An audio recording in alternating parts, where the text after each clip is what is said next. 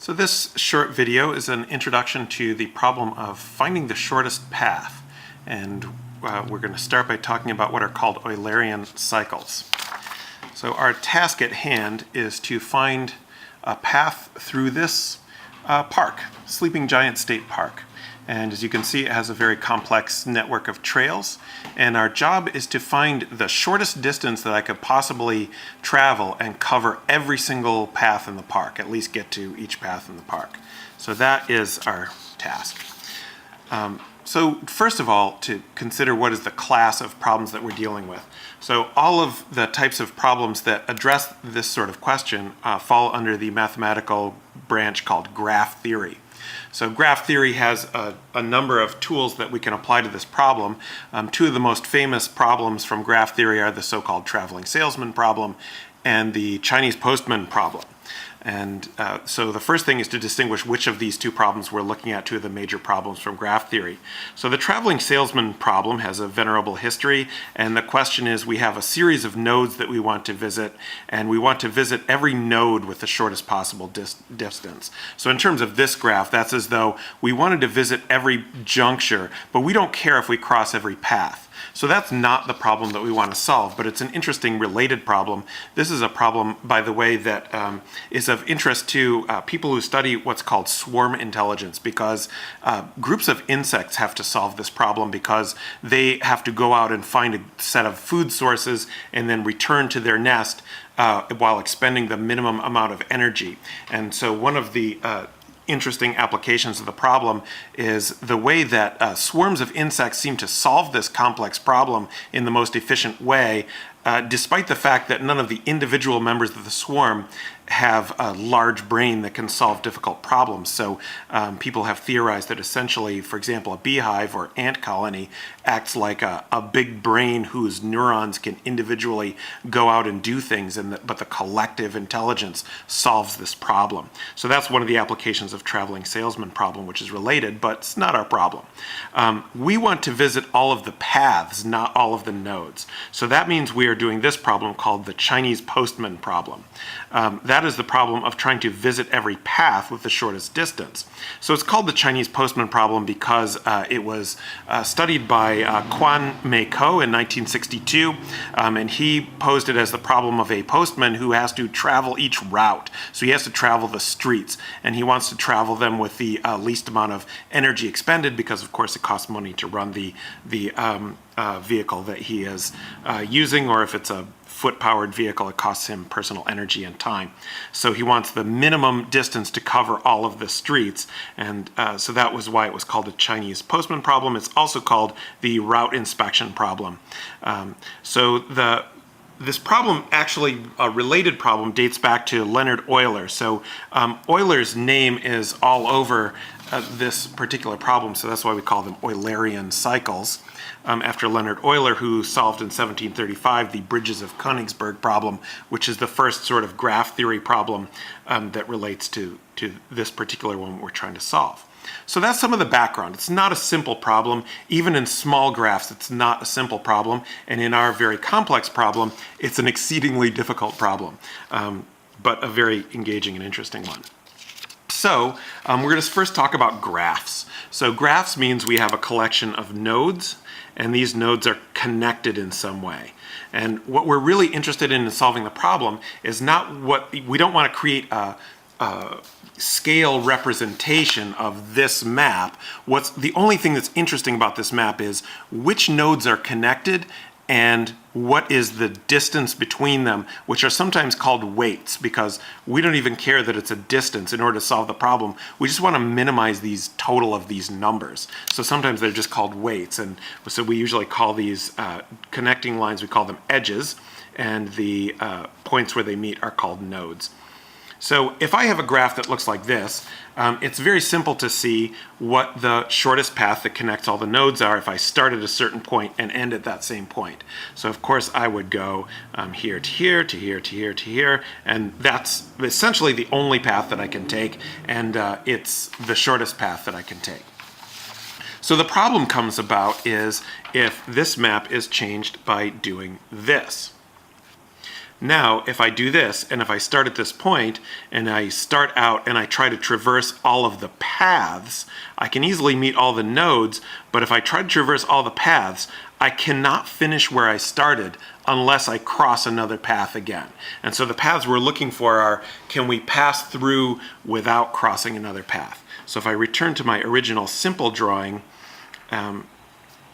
it's clear that I can start at one point and end at the same point and never retrace a path. However, on this graph, if I start at the same point and I want to end at the same point, I must at some point retrace a line, and in fact, I have to retrace this one. This is the magical line that is going to have to be retraced. So the first thing to understand is, why is this graph different from this one, that this one can be traced without retracing, this one we have to retrace a line.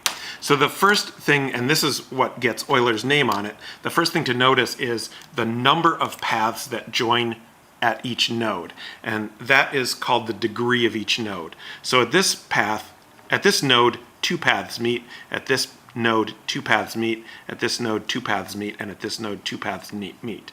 So that's this graph, which can be traced. On this graph, at this node, two edges meet, at this node, two edges meet, but at these nodes, at this node, three edges meet, and at this node, three edges meet. And that, it turns out, according to Euler, is the reason why this path cannot be done without retracing, but this path can, is because in this path, all of the nodes are even. So because all of the nodes have an even number of paths running into them, we can retrace the path. We can trace the whole path without retracing. So this one where all of the nodes are even is called Eulerian, after Leonhard Euler, who formalized all this. And then this one where at least one, and it only takes one. If there's one odd node, it's non-Eulerian. Now it turns out, by the way, an important fact is there can't be just one odd node. If you put in one odd node in the graph, there has to be another one. There's always going to be an even number of odd nodes, and that's important for the long-term solution. But so far we've got this. A graph is either Eulerian if all the nodes are even, or it's non-Eulerian if at least one node is odd. That makes it non-Eulerian. So, for example, if we take a little bit more complicated graph, so we're going to make a little shape like this. We'll just put like that and like that. We'll put this like this, and put this like this. And we're going to make a little top on here. All right, so now I have a graph, and I don't know if I can retrace it or not, but I can find out very evenly. Even if I don't have to call this a node, but I might. All right, so let's say that's a node there. So the key is, look at the nodes and count the number of paths coming in. So this path, this node has 2. That's called a degree, by the way. So this node is degree 2. This node has 4 paths coming in, so it's degree 4. This node has 1, 2, 3, 4 paths, degree 4. This one's degree 4, and this one's degree 2. So all the nodes are even. That means it's Eulerian. That means we can trace this path and never retrace. And that idea of never retracing is key to how we're going to find the shortest route, because if I never retrace, then of course that's the shortest route. And if I have to retrace, then if I look at the ways I'm forced to retrace, then I can find the shortest route that way. So we should be able to draw this path, and hopefully I'll get it right the first time, but I might not necessarily. I can go here, here, here, here, here, here, here. And so not only have I traced the complete figure, so I've traced every single path, but I've never retraced a path, and I ended at the same place I started. So I can do that on the graph because all the nodes are even, so it's Eulerian. All right, but all I have to do is modify this slightly, and I get a famous drawing. I say famous, but it's famous among children. And you might remember seeing this particular picture that, and the challenge would be, can you draw this shape and never retrace your path?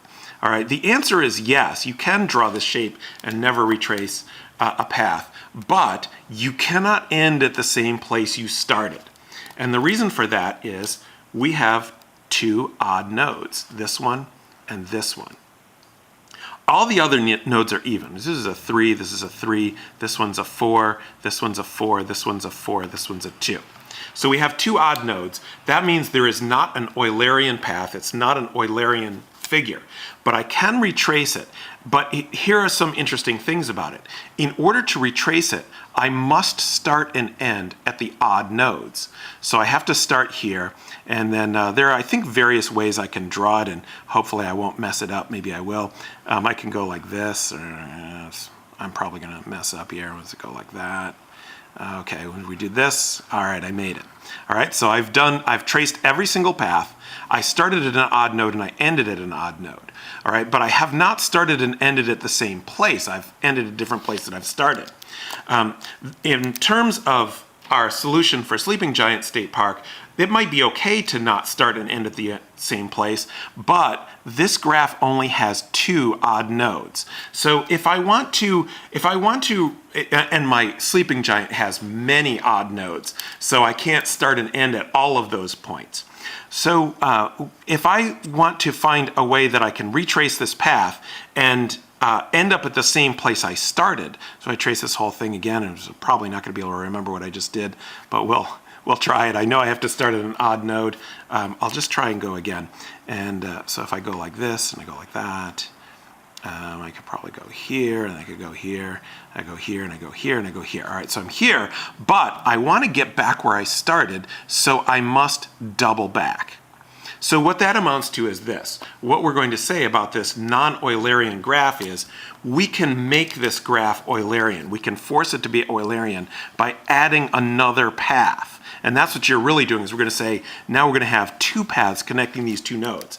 Now the effect of that is now the degree of this node is no longer 3, because 1, 2, 3, 4 paths meet there. That's 4 now. And the degree of this node is no longer 3, it's 4, because 1, 2, 3, 4 nodes meet there. So essentially what we've done by adding the extra path is we've changed this graph from a non-Eulerian one, which has no what's called an Eulerian cycle, a path that visits all of the edges and never repeats one. We've made it Eulerian by just doubling up this edge. So now we can do what we did before, and for some reason I just never remember it, but we'll just do it. I think I do it different every time. I think I messed it up that time.